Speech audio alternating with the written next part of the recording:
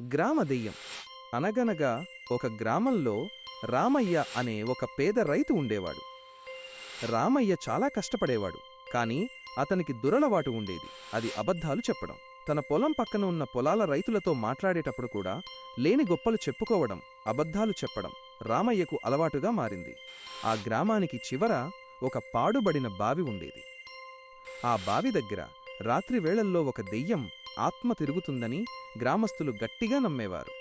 నిజానికి ఆ దెయ్యం ఎవరికీ హాని చేయలేదు, కాని దాని గురించి భయం మాత్రం అందరిలో ఉండేది. ఒకరోజు రామయ్య పొలం పనులు ముగించుకుని రాత్రివేళ ఇంటికి తిరిగి వస్తుండగా అతని పక్క పొలం రైతు, ఏంటి రామయ్య, ఈ రోజు నీ పొలంలో చాలా బంగారం దొరికిందంట కదా, నిజమేనా? అని అడిగాడు. తన గొప్పలు చెప్పుకునే అలవాటుతో రామయ్య వెంటనే, అవును అవును, నాకెంత అదృష్టం! నిన్న రాత్రే తవ్వుతుంటే ఒక పెద్ద నిధి దొరికింది. అందుకే ఈ రోజు నా పని తొందరగా పూర్తయింది అని పెద్ద అబద్ధం చెప్పాడు. నిజానికి అతనికి ఏమీ దొరకలేదు. ఆ రైతు నమ్మలేదు. మరి ఎక్కడ దాచావు రామయ్య? అని అడిగాడు.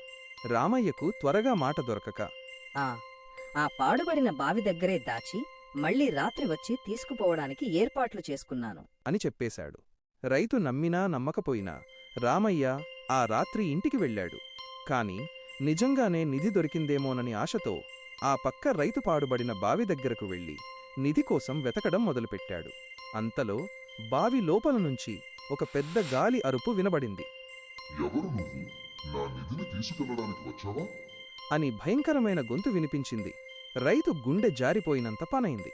నేను కాదు, రామయ్య నిధి గురించి చెప్పాడు, అందుకే వచ్చాను అని భయంతో వణికిపోతూ అన్నాడు. బావి లోపలి నుంచి ఆ దెయ్యం, అంటే బావిలో గాలి వల్ల వచ్చే భయంకరమైన శబ్దం ఇలా అంది. అబద్ధాలు చెప్పి ఇతరులను ఇబ్బంది పెట్టినందుకు ఆ రామయ్యకు శిక్ష పడాలి. నీకు ఏమీ దొరకదు. కాని రామయ్య పీడ నాకు వదిలింది. ఆ రామయ్య ఇక్కడికి రావాలి. వాడు నిజం చెప్పేంత వరకు ప్రశాంతంగా ఉండలేడు అంటూ గట్టిగా అరిచింది. మరుసటి రోజు ఉదయం ఆ రైతు పరుగు పరుగున రామయ్య ఇంటికి వచ్చి రాత్రి జరిగిన విషయం మొత్తం చెప్పి, నువ్వు చెప్పిన అబద్ధం వల్ల నా ప్రాణమే పోయేది. వెంటనే వెళ్లి గ్రామస్తులందరి ముందు నిజం చెప్పు, లేదంటే ఆ దెయ్యం నిన్ను వదిలిపెట్టదు అని హెచ్చరించాడు. రామయ్య ఆ దెయ్యం మాటలు విని భయపడిపోయాడు. తన అబద్ధాల కారణంగా ఎదుటివారికి ఇబ్బంది, తనకు ప్రమాదం ఏర్పడిందని అర్థమైంది. అప్పటినుండి రామయ్య అబద్ధాలు చెప్పడం పూర్తిగా మానేశాడు. నిజాయితీతో బ్రతకడం మొదలుపెట్టాడు.